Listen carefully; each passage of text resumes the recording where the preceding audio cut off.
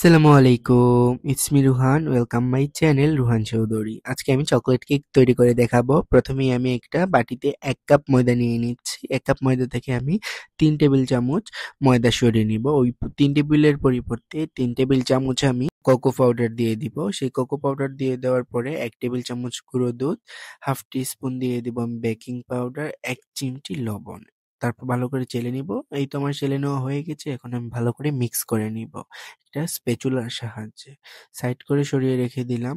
তো একটা বিটিং বোলে আমি 4টা ডিমের সাদা অংশ নিয়ে নিচ্ছি এবং আমি আলাদা করে রেখে দিয়েছি। কুসুমগুলো আমার একটু ভেঙে গিয়েছিল, তাই এরকম হয়ে গেছে। একটা কুসুম ভেঙে যাওয়ার কারণে পাশে রেখে দিয়েছি। এখন একটা ইলেকট্রিক বিটারের সাহায্যে আমি বিট করে নিব। এমন ভাবে বিট করব যাতে একটা ফেনা ফেনা ভাবে তৈরি হয়। ফেনা ভাব তৈরি হওয়ার পরে এখানে আমি হাফ কাপ প্লাস 1/3 কাপ চিনি এড করে দিব। এই দেখেন এরকম ফেনা হয়ে যাওয়ার পরে চিনিটা এড করে দিবেন। এই যে আমি প্রথমে হাফ কাপ চিনি একসাথে এড করে দিয়ে বিট করে নিব। কিছু সময় বিট করে নেওয়ার পরে আবারও আমি দেখবেন চিনিটা দিয়ে দিচ্ছি। আমি 2 ধাপ বা 3 ধাপে চিনিটা দিলে দেখবেন কেকের ফর্মটা সব থেকে সুন্দর হয়। আজকে আমাদের এখানে লোডশেডিং এর জন্য আমার কাজ করতে অনেক অসুবিধা হয়েছে। এর জন্য বিটার কারেন্ট চলে যায় আসে, এরকম অনেকবার বিটার বন্ধ হয়েছে। তো এই দেখেন আমি 1/3 কাপ আবার দিয়ে দিলাম। হাফ কাপ শেষ করে এখানে রেখে দিয়েছিলাম। তো বিট করার পরে আমি কুসুমগুলো ছেড়ে দিচ্ছি। কুসুমগুলো দিয়ে আমি 30 সেকেন্ডের জন্য আবারও বিট করে নিব। এর বেশি করতে যাবেন না, ফর্মটা নষ্ট হয়ে যাবে। তো দেন এই দেখেন আমি বিট করা শেষ করে দিলাম। তারপর এখানে আমি চকলেট এসেন্স হাফ টি স্পুন, 3 টেবিল চামচ দিয়ে দিচ্ছি। সয়াবিন তেল বা খাবার যেকোনো একটা তেল দিলেই হবে। তেলটা দিয়ে আরো 30 সেকেন্ডের জন্য আমি বিট করে নিচ্ছি।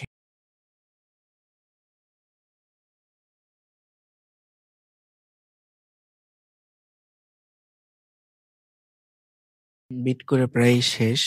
এখন আমি শুকনো উপকরণগুলো মিশিয়ে ভালো করে মিক্স করে নিব আলতো আলতো হাতে। একসাথেই দিয়ে দিচ্ছি। আপনারা চাইলে ধাপে ধাপে দিতে পারবেন। যেহেতু লোডশেডিং হচ্ছিল তার জন্য আমি খুবই তাড়াতাড়ি কাজগুলো করতেছিলাম। আপনারা চাইলে 2 ধাপে 3 ধাপে দিয়ে কাজ করতে পারেন। আর খুবই আলতো হাতে এগুলা মিক্স করতে হবে। একটু সময় এখানে নিতেই হবে, না হলে কিন্তু ফর্মটা নষ্ট হয়ে যাবে। তো আমি খুবই আলতো হাতে এক ডিরেকশনেই বারবার কিন্তু এটাকে ঘোরাতে হবে। চেঞ্জ করা যাবে না, না হলে ফর্ম নষ্ট হয়ে যাবে। ব্যাটারটা ভালো হবে না। তো এই তো ভালো করে মিক্স করে নিয়েছি। আর ভিডিওটা লম্বা হবে বলে কেটে দিয়েছি। তো এই তো ভালো করে মিক্স করে নেওয়ার পর এখন আমি একটা 8 ইঞ্চি মোল্ডে, আপনারা চাইলে ছোট মোল্ডেও করতে পারেন। আমি কেকটা একটু বড় করতে চাইছি, তার জন্য 8 ইঞ্চি মোল্ডে আমি কেকটা ঢেলে দিব। আগে থেকে একটা কাগজ দিয়ে, সাধারণ একটা খাতার কাগজ দিয়ে একটু তেল ব্রাশ করে রেখে দিয়েছিলাম। একটু উপর থেকে আমি ব্যাটার গুলা ঢেলে দিব এবং আমি 170 ডিগ্রি সেলসিয়াসে প্রিহিটেড ওভেনে আমি বেক করবো। আপনারা চাইলে চুলায়ও দিতে পারবেন। তাহলে যে পাতিলে করবেন তার মধ্যে একটা স্ট্যান্ড দিয়ে 10 মিনিটের জন্য ওটাকে প্রিহিট করে নিবেন। তারপরে কেকটা দিবেন। কেকের কাজ করা শুরু করার মধ্যেই আপনি ওইটা বসিয়ে দিবেন। 10-15 মিনিট রাখলেও সমস্যা নাই।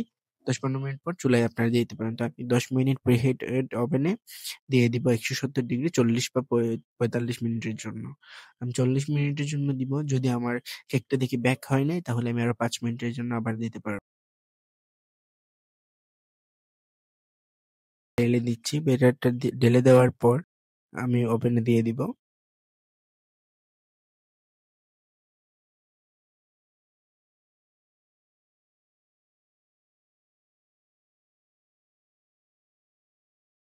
প্রায় 40-45 মিনিট পর আমার কেকটা হয়ে গেছে।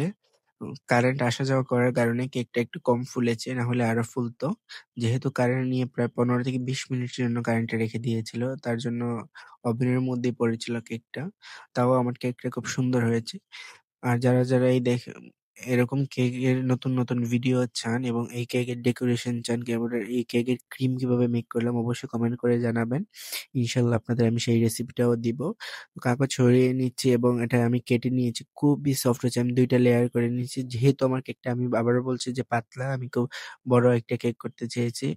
তো একটু কম ফুলছে, এর জন্য একটু পাতলা হয়েছে। না হলে তার 3টা লেয়ার করতে পারবো। এই যে কেকটা আমি এভাবে ডেকোরেশন করেছি, কিভাবে ক্রিম এবং ডেকোরেশন করলাম অবশ্যই ভিডিও চাইলে আপনারা কমেন্ট করবেন। Thank you for watching.